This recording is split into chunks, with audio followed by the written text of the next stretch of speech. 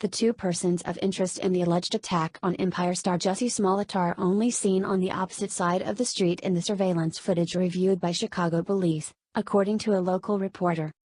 On Wednesday, the Chicago Police Department released screenshots of two persons of interest in the alleged attack on Smollett.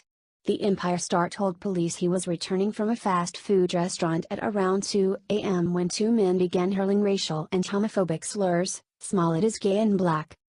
During the alleged attack, Smollett says a rope was put around his neck, bleach was poured on him, and one of his attackers yelled, "This is MAGA country," referring to President Trump's Make America Great Again slogan.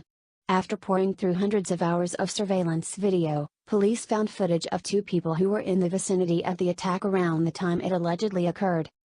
Rob Algas, the reporter covering the story, tweeted out additional information about the persons of interest Wednesday night, including the fact that they are only seen across the street from Smollett.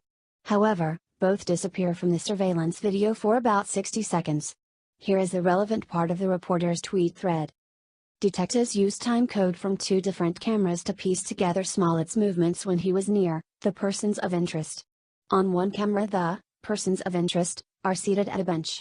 The other camera shows Smollett across the street. Police say both Smollett and the persons of interest walk out of frame, on different cameras. Smollett would reappear on a different camera about a minute later. So basically for about 60 seconds Smollett is not on surveillance camera. Let me clarify. On one camera the persons of interest are seated at a bench.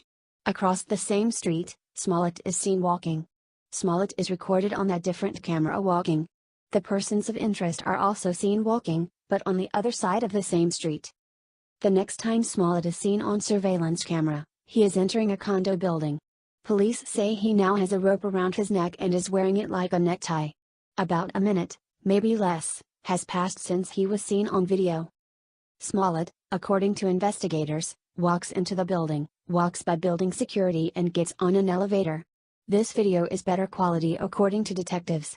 And what appears to be road salt is on his sweatshirt. Unknown so far is whether the persons of interest disappeared from the camera at the same time Smollett did. We also don't know if the persons of interest are seen again, and if they are they walking or running away? What time did they arrive to sit on the bench? What time did they leave the bench? Were they walking in the same direction as Smollett?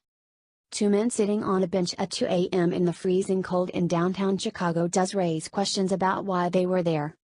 On the questions of the timing of the video, the Chicago Sun-Times reports that the police will only say that the video of the persons of interest was taken at about the same time Smollett was in the area. They could have been the perpetrators, they could have been witnesses, they could have been complete bystanders who didn't see the incident at all, police spokesman Anthony Guglielmi told the paper. There are still a lot more cameras that we have to look at. It's almost like a digital puzzle. You have to put all of those pieces together and kind of watch them at the same time,